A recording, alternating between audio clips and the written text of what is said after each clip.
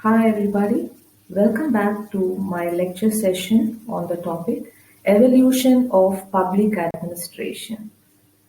The evolution of public administration as a separate discipline started in the late 19th century and in the beginning of the 20th century. American President Woodrow Wilson, he had contributed much to the subject of public administration, and he has been rightly regarded as the father of public administration. During these years, from the late 19th century to the beginning of 20th century, public administration has passed through several phases of development, and this can be put into six phases. Phase 1 is between 1887 to 1926. Phase 2 is between 1927 and 1937. Phase 3 is between 1938 to 1947, and Phase 4 is between 1948 to 1970, and Phase 5 is between 1971 to 1990, and Phase 6 is from 1991 onwards. So let us now see the evolution of public administration during each of these six phases. Phase 1, 1887 to 1926. This is also called as politic administration dichotomy. The discipline of public administration was born in the United States of America.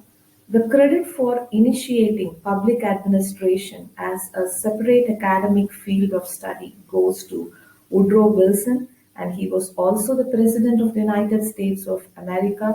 He was teaching political science at Princeton University, and this contribution to the development of public administration is something which we can not ignore, and hence he is regarded as the father of public administration.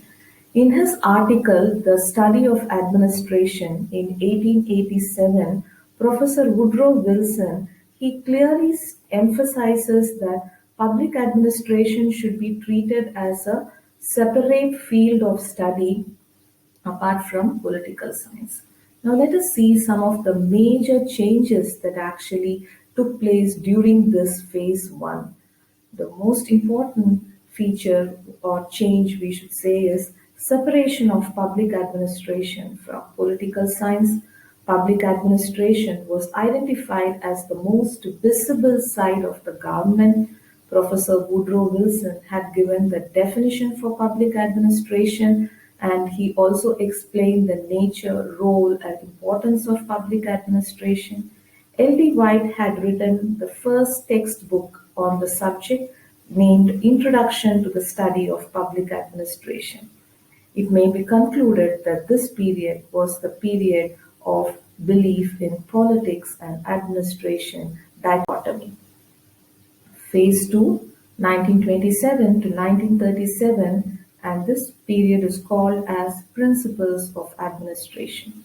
See, the major belief during this period was that there are certain principles of administration in public administration, and the task of the scholars was to explore and discover these principles of administration and apply them to increase the efficiency and economy of public administration. Some of the major changes during this period may be stated as public administration was given the status of a separate subject of social sciences. Secondly, it was considered as the science of administration. The principles and theories of administration was developed, and this was in great demand not only in the field of public administration but also in the field of business. Phase 3, this is between 1938 to 1947, and this period is referred to as the era of challenges. Yes, there was continuous challenges and questioning that the field of public administration faced during this period. Some of the major changes during this period, I should say, was the politics administration dichotomy was challenged. Public administration as a science was itself challenged. The environmental effects on administrative behavior was highlighted. So this period is called as an era of challenges and criticism in public administration. Phase 4, 1947 to 1970, and this period is referred to as the crisis of identity approach. The reason is the principles of administration were rejected, public administration as a science was rejected, politic administration dichotomy was also rejected. Further, on the other hand, post the World War II, the rise and development of new nations in the world added to the problem. So the scholars started to link public administration once again to political science and then with management. So we see that post World War II, it led to the twin development of public administration being viewed as a political science and also as an administrative science. So this resulted in crisis of identity for this subject, public administration. Now, going over to phase 5 between 1971 to 1990. So this period is basically referred to as public administration as an independent discipline. So the major features of this new public administration can be stated as public administration became very sensitive to human relations. It focused on achieving the right things in the right way using the right techniques. It focused on equity in administration. It included reorientation of policy issues and decisions affecting the citizens. And moving over to phase 6, that is from 1991 onwards, during this phase, the new public administration was unsuccessful as it did not meet the expectations of the socially deprived classes, the low income groups, and this laid the foundation of the new public management.